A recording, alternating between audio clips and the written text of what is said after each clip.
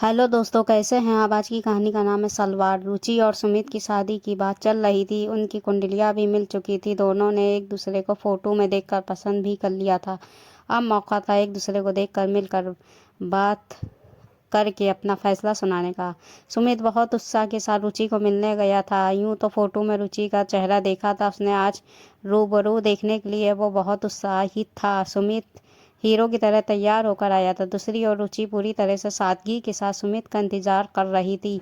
सुमित ने जैसे ही रुचि को देखा वो आश्चर्यचकित रह गया। रुचि को लगता था कि उसके लंबे बाल उसकी खूबसूरती का आईना है। वही सुमित को लगा ये तो बिल्कुल मॉडर्न नहीं है। इस मॉडर्न ज़माने में इतने लंबे बाल कौन रखता है। रुचि सलवार कमीज में वो खुद को ज़्यादा अच्छा महसूस करती थी, इसलिए उसने आज अपना सबसे अच्छा सलवार कमीज पहना था।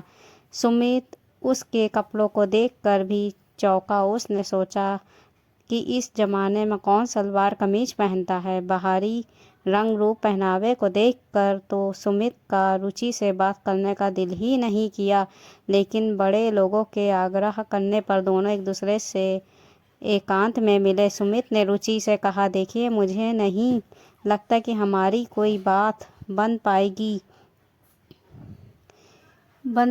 रुचि ने आश्चर्य से पूछा, अच्छा रुचि, अभी तो हमने कोई बात ही नहीं की, आपने अपना निर्णय सुना दिया। सुमित बोला, आपको देखकर ऐसा लगता है कि आप में कोई स्पार्क नहीं है। रुचि ने आश्चर्य से पूछा, स्पार्क नहीं है, ये आप कैसे कह सकते। सुमित ने कहा, आजकल मेरे साथ ऑफिस में जितनी लड़कियां काम करती हैं बहुत मॉडर्न है। उनके कपड़े, उनका रहन सहन सब कुछ अलग है। अब मैं तुमसे बात कर रहा हूँ तो तुम्हारी बातों से भी यही लगता है कि तुम में कोई एनर्जी नहीं है, इसलिए मुझे नहीं लगता कि ये रिश्ता हमें आगे बढ़ाना चाहिए। तुम्हारे जैसी लड़की के साथ मैं अपने आप को नहीं जोड़ सकता। रुचि ने बड़ी शालीनता से सुमित से कहा, ठीक है, आपको आपके आने वाले जीवन के लिए शुभकामनाएं। मैं ईश्वर से दुआ करूंगी कि आपको ऐसी लड़की मिले जिसमें सपाक हो। रुचि और सुमित का रिश्ता नहीं हो पाया। 2 साल बाद सुमित ने अपनी नौकरी बदल ली थी। वो नए ऑफिस में वो खुद को एडजस्ट कर रहा था, नए दोस्त बना रहा था। उसकी दोस्ती विशाल से हुई। विशाल कटपाठी, रंग रूप, नाक नक्श ऐसे कि कोई भी उसे देखते ही उससे आकर्षित हो जाए। विशाल बहुत होशियार और कड़ी मेहनत करने वाला लड़का था। विशाल पिछले 5 वर्ष से उस ऑफिस में काम कर रहा था, अब ऊंचे पद पर था। बातों बातों में विशाल ने सुमित से उसने पूछा, सुमित तुम्हारी शादी हो गई। सुमित ने बालों में हाथ फेरते हुए कहा, अरे नहीं, अभी तक मुझे मेरे टाइप की लड़की नहीं मिली।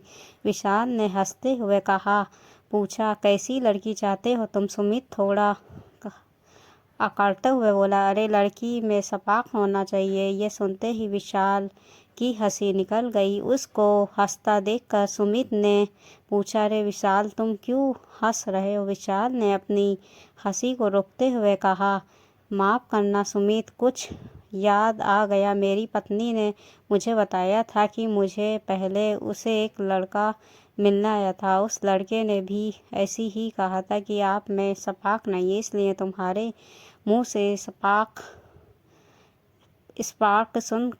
शब्द सुनकर हंसी आ गई। सुमित ने कहा, मेरी छोड़ो, तुम अपनी बताओ, कैसी है आपकी पत्नी, कहाँ काम करती। विशाल ने कहा, मेरी पत्नी बहुत ही समझदार है, पढ़ी लिखी है, बहुत ही सिंपल है, इसी ऑफिस में वो काम करती है। जल्दी तुमसे उनकी मुलाकात करवा दूंगा। तभी सामने से विशाल की पत्नी आ रही थी। विशाल उसे देखकर बोला, अरे लो, फिर कभी क्यों, आज ही तुम मेरी पत्नी से मिल सकते हो। अपनी पत्नी के कंधे पर हाथ रखते हुए विशाल ने कहा, ये है मेरी पत्नी रुचि।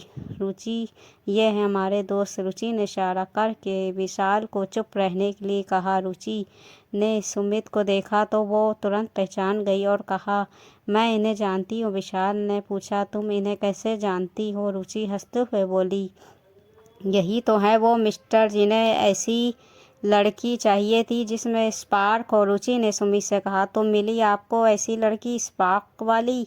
विशाल और रुचि मंद मंद मुस्कुराने लगे। सुमित का चेहरा देखने लायक था। वो कुछ नहीं बोल पाया। वो कुछ नहीं बोल पाया, बस ये कहकर वहाँ से चला गया कि बाद में मिलते हैं। सुमित महाशय को ये एहसास हुआ कि सिर्फ रंग रूप और पहनावे से किसी व्यक्ति को नहीं परखा जा सकता, बल्कि व्यक्ति की सूझबूझ, उसका स्वभाव, उसकी समझदारी, उसके आदर्श, उसकी पहचान होते हैं। ये कहानी आपको कैसी लगी? अच्छी लगी हो तो लाइक सब्सक्राइब ज़रूर कर दीजिएगा।